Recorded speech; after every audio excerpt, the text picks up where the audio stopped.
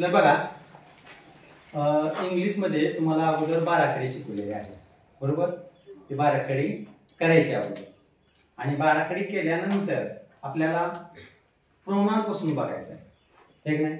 म्हणजे समजा ज्याला एखाद्याला इंग्लिशचं काय समजत नाही त्यासाठी हे बेसिक सांगत आहे, तर त्याने काय करायचं आहे, तिथं प्रोनाउन दिले, प्रोनाउन पासून सुरुवात करायची. म्हणजे प्रोनाउन काय आहे?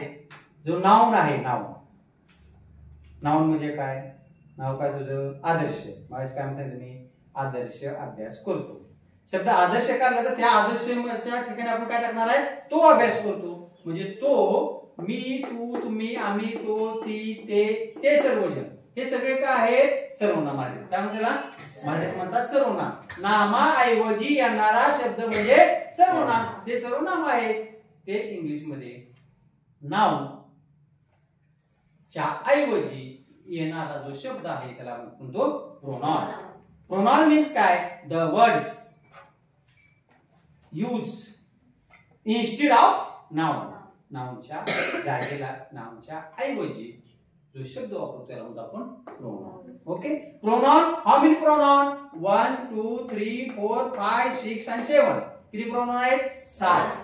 7 जे आता होते ते पूर्ण मार्कायला 7 प्रोनाउन आहे. आणि त्यातला एक जो प्रोनाउन आहे 2 नंबरचा यू, हा यू जो प्रोनाउन आहे तो प्रोनाउन तू आणि तुम्ही या दोन्ही ठिकाणी वापरतात.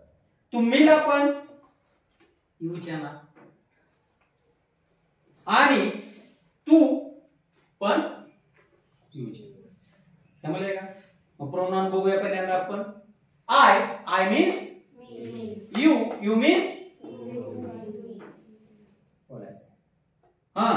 WE, we means आम्ही, याची, SHE, IT, THEY. जे बोललो तसं रिपीट तुम्ही घरी रिव्हिजन करायचं आहे. परत एकदा आपण घेऊया.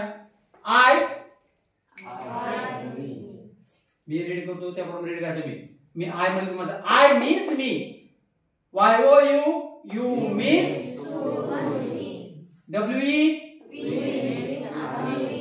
HE, SHE, IT, THEY. Okay, लक्ष द्या. आता आपल्याला काय करायचं? पुढे जायचं आहे. टू बी फॉर्म बघायचे आहेत. टू बी चे फॉर्म, टू बी चे रूपे कोणते आहेत? तिथे एकत्र नाव दिलेत. मी रीड करा. am, is, are, was, were, shall, will. Stop. am, is, are, was, were, shall, will. आता ह्याला डिवाइड मी कशामध्ये केले? टेन्स मध्ये. Present tense, past tense, future tense. Present tense मध्ये असतात am, is, are.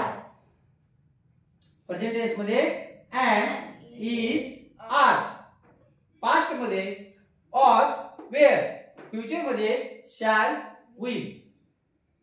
उच्चारण अर्थ असेल दिले जातात. प्रेझेंट मध्ये कोणते, पास्ट मध्ये कोणते आणि फ्युचर मध्ये कोणते ते पाठ करायचे. प्रेझेंट मधले am मीन्स आहे, इज म्हणजे आहे, आर म्हणजे आहे. तुम्हाला ह्याच्यावरून कळतंय की आहे एकवचन, am इज एकवचन, आर आहे म्हणजे अनेकवचन. समजले? पास्ट मध्ये was म्हणजे होता, were म्हणजे होते. स्पेलिंग कसं पाठ करायचं आहे? am मीन्स आहे, is म्हणजे आहे, आर म्हणजे आहे, was मीन्स होता, were मीन्स होते. ही पाठ केलं पाहिजे. हे सगळं बेसिक आहे. फ्युचर टेन्स मध्ये SHALL, shall आणि WILL, will. त्या दोन्हीचा अर्थ असेल, असतील. म्हणजे फ्युचर, भविष्यात असेल, असतील. एक नाही, आपण डॉक्टर असेल, आपण कोण असेल, कलेक्टर असेल, कधी? फ्युचर मध्ये. ओके. हा, त्याप्रमाणे पाठ करायचा आहे. आता टू बी फॉर्म झाले. आता बघा आपल्याला to have form. To have form कोणते आहेत? have, has, had, shall, have, have, has, had, shall have, will have. Okay. Stop. We have to form have, has, had, shall have, will have. Present tense, past tense, future tense मध्ये कसे येतात? Have, has, present tense मध्ये had, सर्व pronoun ला, past मध्ये हॅडच. Future मध्ये shall have आणि will have. shall have, will have. आहे का? HAVE have, HAS has, दोन्हीचा अर्थ ला आहे. मला कार आहे, I have a car. I am car नाही म्हणायचं. काय म्हणायचं?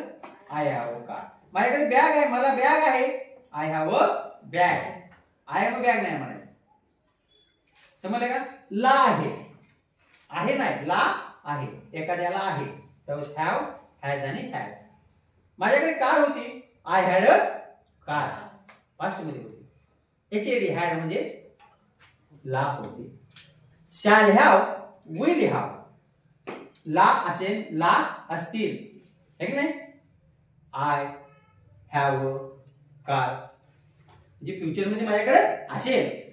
Sorry, I shall have a car. समजलं का म्हणते ते? लक्ष द्या. हे झाले टू हॅव ची फॉर्म. आता आपल्याला सेंटेन्स मध्ये ऍक्च्युअल वाक्य कसे येतात ते तुम्ही घेतले फक्त टू बी फॉर्म मध्ये एम इज आर. बाकीचं बऱ्यापैकी समजते तुम्हाला. एम इज आर ह्याच्यामध्ये नेहमी एम हे ह्या 7 प्रोनाउन पैकी फक्त आणि फक्त कशाला येतं? आय ला येतं. दुसरं कशाला येत नाही. म्हणून आय एम, मी. बाकी सर्व ठिकाणी एक वचनामध्ये काय येतं? Is. He, she, it. He, तो, सी, ती, इट, ते. त्याला काय येतं? इज. आणि अनेक वचन जे आहेत प्रोनाउन यू, तुम्ही. यू हा नेहमी सेंटेन्स तयार करताना अनेक वचन आहे असं समजून घ्यायचं आहे. एक वचन जरी असेल तरी त्याला आपण यू काय वापरतो? आर. तू आहे असं जरी असेल तरी सुद्धा इंग्लिश मध्ये लिहिताना यू आरच लिहितात. यू ला आरच येत नेहमी. You are. बोला. We are. They are. परत एकदा. I am. He is. She is. It is. You are. We are. They are. समजलं का? आता पुढं शॅल आणि विल. शॅल आणि विल.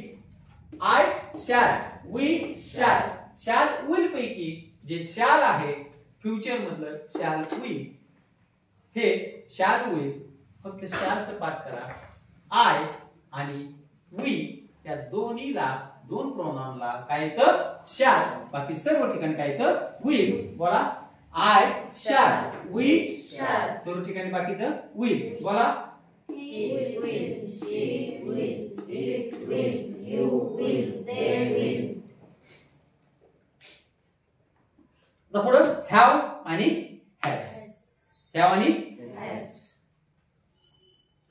हॅव मध्ये वरचे जे 3 आहेत त्याला हॅव येतं, इतर ठिकाणी हॅज.